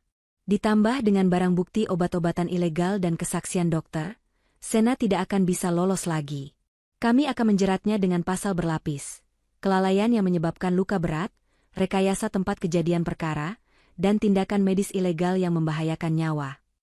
Setelah proses BAP selesai, Evina dan Rio keluar dari ruangan penyidik. Langit di luar sudah mulai terang, matahari pagi menyapa mereka dengan hangat. Namun, urusan mereka belum selesai. Pak Arman menahan langkah mereka di lobi kantor polisi. Ada satu hal lagi yang harus kalian tahu, kata Pak Arman dengan wajah serius, sambil mengeluarkan sebuah tablet dari tasnya. Saat kalian di dalam tadi, tim saya baru saja selesai mengaudit aliran dana di rekening Sena dan rekening perusahaan keluarga yang dipegang Sena selama Rio sakit. Kenapa dengan uang perusahaan, Om? Tanya Evina, perasaannya tidak enak. Selama 2 tahun Rio sakit, Sena memegang kuasa penuh atas aset peninggalan almarhumah ibu kalian. Dan tebak, rekening perusahaan hampir kosong, ungkap Pak Arman. Rio terbelalak. Kosong? Tapi perusahaan itu untung besar setiap tahunnya. Sena memindahkannya, Rio. Dia mencuci uang itu ke rekening pribadi dan investasi bodong atas nama teman-temannya, jelas Pak Arman sambil menunjukkan grafik transaksi yang mencurigakan. Dia bukan hanya takut dipenjara karena kecelakaan itu. Dia membuatmu tetap sakit karena jika kamu sembuh dan kembali memimpin perusahaan, kamu akan tahu dia sudah merampok warisan orang tua kalian sampai habis. Itulah motif keduanya. Uang. Rio jatuh terduduk di kursi tunggu lobi. Kakinya lemas seketika. Hantaman kenyataan ini lebih menyakitkan daripada benturan mobil. Adiknya, darah dagingnya, menghancurkan hidupnya bukan hanya karena takut, tapi juga karena serakah. Semua perhatian, semua kasih sayang palsu selama 2 tahun ini, hanyalah kedok untuk mengeruk harta selagi kakaknya tak berdaya. Rumah yang kita tempati itu. Suara Rio tercekat. Sudah digadaikan Sena ke bank 3 bulan lalu, potong Pak Arman dengan nada prihatin. Surat peringatan penyitaan dari bank sebenarnya sudah datang minggu lalu, tapi Sena menyembunyikannya dari Evina. Evina menutup mulutnya karena kaget. Rumah peninggalan mertuanya, tempat kenangan mereka, terancam hilang. Kita miskin, Dek, gumam Rio dengan tatapan kosong, menertawakan nasibnya yang ironis. Aku bangun dari tidur panjang, cuma untuk tahu kalau aku sudah tidak punya apa-apa. Tidak punya adik, tidak punya harta. Evina berjongkok di hadapan suaminya, menggenggam kedua tangan Rio yang dingin. Ia menatap mata suaminya dengan penuh keyakinan. Kamu salah, Mas. Kamu masih punya aku. Kita masih punya satu sama lain. Harta bisa dicari lagi, rumah bisa dibeli lagi. Yang penting kamu sudah kembali, Mas. Ingatanmu, jiwamu, itu yang paling mahal. Kita akan hadapi ini sama-sama. Kita rebut kembali apa yang menjadi hak kita, dan kita pastikan Sena membayar lunas semua hutangnya, baik hutang nyawa maupun hutang harta. Rio menatap istrinya. Di tengah kehancuran itu, ia melihat kekuatan yang luar biasa dari wanita yang selama ini ia lupakan. Evina adalah satu-satunya tiang yang membuatnya tetap berdiri tegak. Dengan sisa tenaga yang ada, Rio mengangguk pelan. Api semangat mulai menyala kembali di matanya. Perang melawan Sena belum berakhir. Kini bukan lagi soal kebebasan ingatan, tapi soal keadilan dan masa depan. Ayo kita pulang, Dek, ucap Rio sambil berdiri perlahan. Kita siapkan pengacara terbaik. Aku akan pastikan Sena membusuk di penjara dan mengembalikan setiap rupiah yang dia curi dari keringat orang tua kita. 3 hari setelah penangkapan Sena, suasana di rumah peninggalan orang tua Rio terasa hampa. Evina dan Rio menghabiskan waktu mereka bukan untuk beristirahat, melainkan membongkar, bangkai, masalah yang ditinggalkan Sena. Di ruang kerja ayahnya yang dulu megah, Rio duduk menatap tumpukan surat peringatan ban yang selama ini disembunyikan Sena di bawah laci terkunci. Total hutang perusahaan mencapai 3 miliar. Dek, suara Rio terdengar berat, tangannya memijat pelipis yang berdenyut nyeri. Dan sertifikat rumah ini sudah digadaikan untuk pinjaman pribadi Sena yang dia pakai judi online dan gaya hidup mewah. Kita punya waktu 2 minggu untuk melunasi bunga berjalan, atau bank akan menyita rumah ini. Evina meletakkan secangkir teh hangat di meja, lalu memeluk bahu suaminya dari belakang. Kita jual saja aset yang tersisa, Mas. Mobil-mobil mewah Sena, jam tangannya, apartemen rahasianya yang ditemukan Pak Arman. Kita mulai dari nol kalau perlu. Yang penting hutang lunas dan nama baik orang tua Mas bersih kembali. Rio mengangguk pelan, menggenggam tangan istrinya. Kamu benar. Aku tidak peduli soal harta lagi. Aku hanya ingin keadilan. Siang itu, Pak Arman datang membawa kabar bahwa Sena meminta bertemu. Awalnya Rio menolak, rasa sakit hati karena dikhianati darah daging sendiri masih terlalu basah. Namun, Evina meyakinkannya. Temui dia, Mas. Bukan untuk memaafkan, tapi untuk menutup buku. Mas butuh jawaban kenapa dia setega ini, supaya Mas bisa melangkah maju tanpa beban tanya. Akhirnya, dengan langkah berat, Rio didampingi Evina dan Pak Arman pergi ke rutan Polres. Di sebuah ruangan interogasi yang sempit dan berbau apek, Rio duduk berhadapan dengan adiknya yang dibatasi meja besi. Penampilan Sena berubah drastis. Tidak ada lagi kemeja bermerek, rambut klimis, atau senyum arogan yang biasa ia pamerkan. Sena kini mengenakan baju tahanan oranye, wajahnya kusam ditumbuhi brewok tipis yang tak terurus, dan matanya cekung dengan lingkaran hitam yang menandakan kurang tidur. Saat melihat Rio masuk, Sena menunduk, tak berani menatap mata kakaknya. Kenapa, Sena? Tanya Rio langsung, suaranya datar namun menusuk. Cuma satu pertanyaan. Kenapa? Sena memainkan jemarinya yang gemetar di atas meja. Keheningan menyiksa berlangsung beberapa saat sebelum akhirnya ia membuka suara, parau dan serak. Karena Mas Rio selalu jadi matahari di rumah ini. Rio mengerutkan kening. Maksud kamu?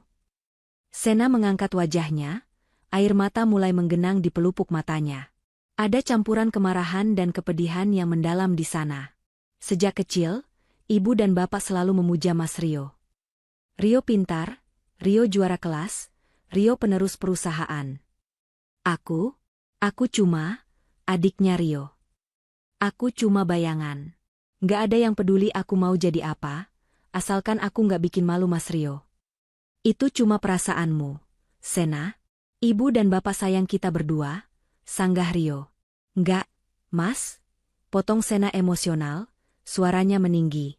Mas gak ngerasain jadi aku. Saat bapak meninggal, warisan terbesar jatuh ke Mas. Aku cuma dapat sisa. Aku iri, Mas. Aku benci hidup di bawah bayang-bayang Mas Rio terus. Makanya malam itu, saat kecelakaan itu terjadi. Sena menelan ludah, napasnya tersengal. Saat aku lihat Mas Rio pingsan berdarah-darah, lanjut Sena dengan suara berbisik mengerikan, ada bisikan setan di kepalaku. Kalau Mas Rio hilang, atau Mas Rio nggak bisa mimpin lagi, akhirnya giliran aku yang bersinar. Akhirnya aku yang pegang kendali. Aku yang jadi raja. Evina yang berdiri di sudut ruangan menutup mulutnya, ngeri mendengar pengakuan itu. Ternyata bukan hanya sekadar takut di penjara, tapi ada dendam kesumat yang sudah dipupuk bertahun-tahun karena rasa rendah diri. Jadi kamu buat aku cacat mental selama 2 tahun, supaya kamu bisa merasa hebat? Tanya Rio, air matanya menetes tanpa bisa ditahan. Kamu hancurkan otakku, kamu curi uang perusahaan, kamu gadaikan rumah ibu, cuma untuk membuktikan kamu lebih baik dari aku. Sena tertunduk lagi, bahunya berguncang hebat karena tangis. Awalnya aku cuma mau ambil uang sedikit buat modal usaha sendiri. Mas, biar aku bisa buktiin ke semua orang kalau aku sukses tanpa nama Mas Rio. Tapi aku gagal. Bisnisku hancur. Aku terlilit hutang judi, dan satu-satunya cara nutupin itu ya ambil uang perusahaan lagi, dan lagi. Obat itu caraku beli waktu. Aku takut kalau Mas sadar, Mas bakal tahu semuanya dan usir aku.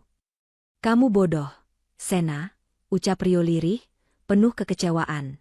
Kalau kamu butuh uang, kalau kamu mau usaha, kamu tinggal bilang. Aku kakakmu. Aku pasti bantu. Aku nggak pernah anggap kamu bayangan. Kamu adikku. Tangis Sena pecah menjadi raungan penyesalan yang terlambat. Ia menyadari bahwa musuh terbesarnya bukanlah Rio, melainkan rasa insecure dan keserakahan dalam dirinya sendiri. Ia telah menukar kasih sayang tulus seorang kakak dengan kehancuran total. Mas, tolong Mas. Sena mengiba di sela tangisnya, tangannya mencoba meraih tangan Rio di atas meja namun Rio menariknya. Cabut laporannya, Mas. Aku nggak kuat di sini. Aku janji bakal balikin uangnya. Aku bakal kerja jadi kuli pun nggak apa-apa asal jangan dipenjara. Tolong bilang ke polisi ini masalah keluarga. Rio menatap adiknya dengan pandangan yang sulit diartikan. Ada rasa iba, rasa sayang yang masih tersisa, tapi logika dan rasa sakitnya jauh lebih dominan. Rio berdiri perlahan, merapikan jasnya. Aku sudah memaafkan kamu sebagai kakak, Sena. Aku tidak dendam, ucap Rio tegas. Wajah Sena seketika cerah penuh harap. Benar. Mas? Mas bakal bebasin aku? Tidak. Jawab Rio dingin, mematahkan harapan itu seketika. Memaafkan bukan berarti melupakan hukum. Kamu hampir membunuhku 2 kali, di jalan tol dan dengan obat-obatan itu. Kamu juga mencuri hak karyawan perusahaan kita. Kamu harus belajar tanggung jawab, Sena.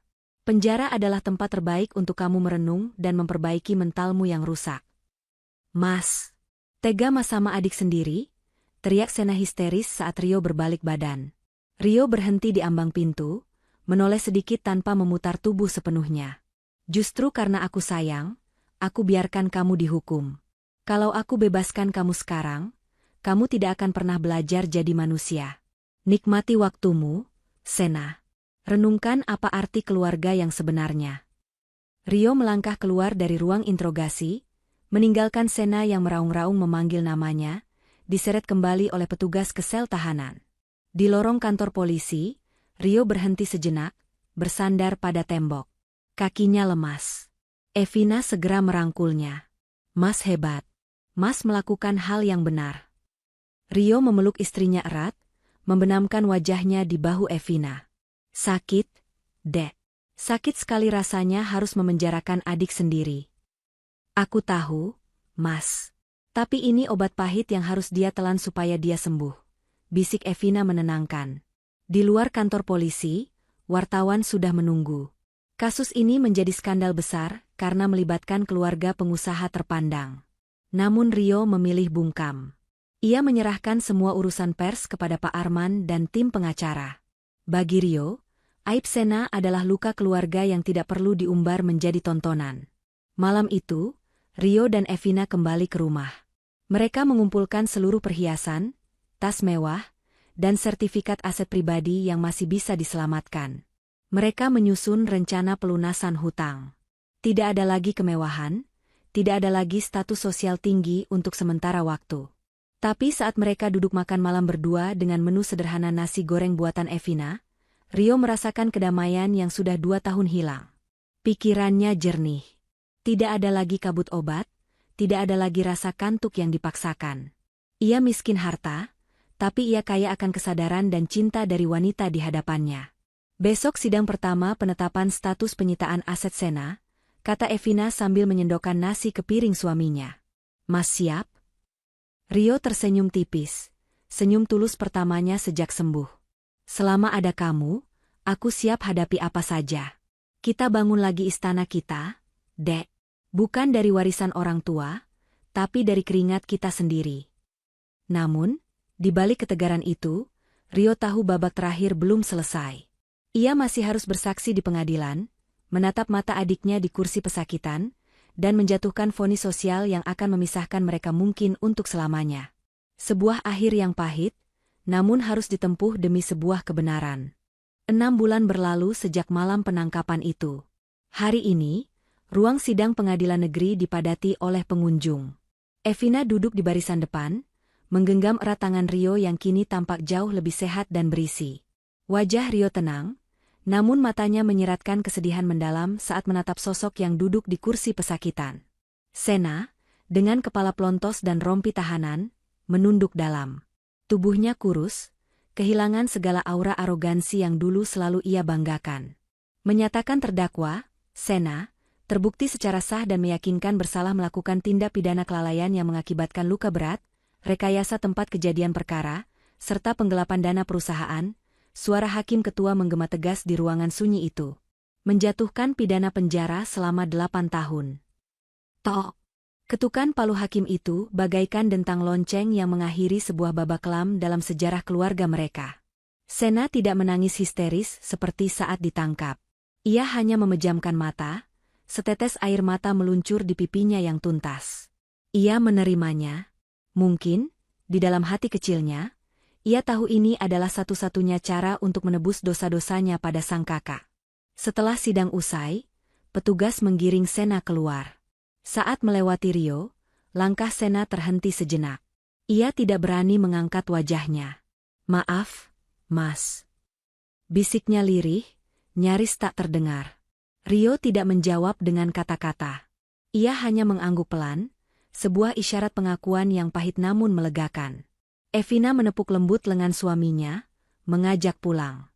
1 tahun kemudian, kehidupan Rio dan Evina berubah 180 derajat. Rumah mewah peninggalan orang tua Rio, akhirnya disita bank untuk menutupi hutang-hutang judi dan investasi bodong Sena.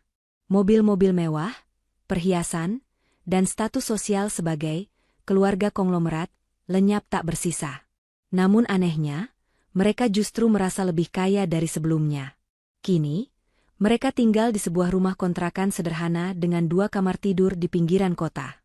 Rio tidak lagi duduk di kursi direktur utama perusahaan besar yang penuh intrik. Ia dan Evina memulai usaha baru, sebuah kedai kopi dan toko kue kecil bernama Dua Hati. Pagi itu, aroma kopi segar dan roti panggang memenuhi udara kedai. Rio sedang sibuk meracik pesanan pelanggan di balik mesin kopi, sementara Evina dengan cekatan melayani kasir. Rio bersiul kecil, senyum tak pernah lepas dari wajahnya. Ingatannya sudah pulih sepenuhnya, meski terkadang ia masih harus minum vitamin asli, untuk menjaga stamina. "Mas, ini pesanan meja 4 sudah siap," panggil Evina sambil meletakkan nampan. Rio menoleh, menatap istrinya dengan tatapan penuh cinta. "Siap, bos cantik." Siang harinya, setelah kedai tutup sebentar untuk istirahat, Rio pamit pada Evina. "Aku pergi dulu ya, Dek. Jadwal kunjungan." Evina mengangguk, menyerahkan sebuah rantang berisi makanan. "Hati-hati, Mas. Sampaikan salamku buat dia. Bilang, sambal goreng ati kesukaannya sudah kutambahin porsinya." Rio memacu sepeda motor metiknya menuju lembaga pemasyarakatan. Di ruang kunjungan yang dibatasi kaca tebal, ia menunggu. Tak lama kemudian, Sena muncul. Wajahnya terlihat lebih segar meski kulitnya agak menghitam, karena sering bekerja di ladang penjara. Sena duduk, matanya berbinar saat melihat rantang yang dibawa Rio. "Mas Rio datang lagi." "Evina titip sambal goreng ati," kata Rio sambil menyodorkan rantang itu lewat lubang loket pemeriksaan. "Katanya kamu pasti kangen masakan rumah."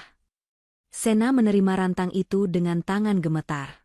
Ia menatap Rio, mata itu kini jernih, tidak ada lagi kelicikan di sana. Mas, makasih. Masih mau jenguk aku padahal aku sudah hancurin hidup Mas. Kamu tidak menghancurkan hidupku, Sena, jawab Rio tenang. Kamu cuma merobohkan bangunan fisik. Rumah, uang, mobil itu semua bisa dicari lagi.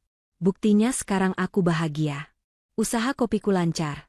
Aku punya istri yang luar biasa, dan aku tidur nyenyak tiap malam.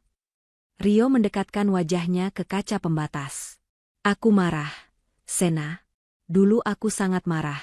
Tapi dendam itu seperti minum racun tapi berharap orang lain yang mati. Aku nggak mau mati konyol karena dendam. Sena menunduk, menyeka sudut matanya. Aku nyesel, Mas. Tiap malam aku mimpiin kejadian itu. Andai waktu bisa diputar. Waktu nggak bisa diputar, tapi masa depan bisa dibentuk. Potong Rio tegas namun lembut. Jalani hukumanmu. Jadilah laki-laki sejati di sini. Belajar tanggung jawab. 7 tahun lagi, saat kamu keluar dari pintu gerbang itu, kita lihat apakah kamu sudah pantas dipanggil adik lagi atau belum. Sena mengangguk mantap. Aku janji, Mas. Aku bakal berubah. Aku bakal ganti semua kerugian Mas, walaupun butuh seumur hidup. Ganti dengan jadi orang baik. Itu sudah cukup, pungkas Rio. Waktu kunjungan habis. Rio berdiri, melambaikan tangan singkat, lalu berbalik pergi tanpa menoleh lagi. Ia berjalan keluar dari penjara dengan langkah ringan. Langit sore berwarna jingga keemasan menyambutnya. Sesampainya di kedai, Evina sudah menunggu di teras dengan 2 cangkir teh hangat. Rio duduk di samping istrinya, menyeruput teh itu sambil menatap matahari terbenam. Gimana Sena? Tanya Evina. Dia baik. Sedang belajar jadi manusia, jawab Rio tersenyum. Ia merangkul bahu Evina. Terima kasih ya, Dek. Kalau bukan karena keberanianmu membongkar semuanya, mungkin aku masih jadi mayat hidup di rumah itu. Evina menyandarkan kepalanya di bahu Rio. Aku cuma melakukan tugasku sebagai istri, Mas. Mencintaimu dalam sehat dan sakit, dalam ingat maupun lupa. Mereka berdua terdiam, menikmati kebersamaan yang sederhana namun begitu berharga. Tidak ada lagi rahasia, tidak ada lagi obat penenang, dan tidak ada lagi pengkhianatan. Hidup mereka mungkin tidak lagi bergelimang harta, tapi mereka memiliki sesuatu yang jauh lebih mahal, kebenaran dan ketenangan hati. Ingatan Rio yang sempat terpasung kini telah bebas, terbang tinggi menyongsong hari esok yang lebih cerah. Tamat. Pesan moral. Kejujuran mungkin terasa menyakitkan saat diungkapkan, namun kebohongan yang dipelihara akan menghancurkan jiwa dan raga secara perlahan. Harta dan warisan bisa dicari kembali, tetapi kepercayaan dan ikatan keluarga yang rusak karena keserakahan, membutuhkan waktu seumur hidup untuk diperbaiki. Jadilah berani untuk mengungkapkan kebenaran, karena hanya kebenaran yang dapat membebaskan kita dari penjara masa lalu.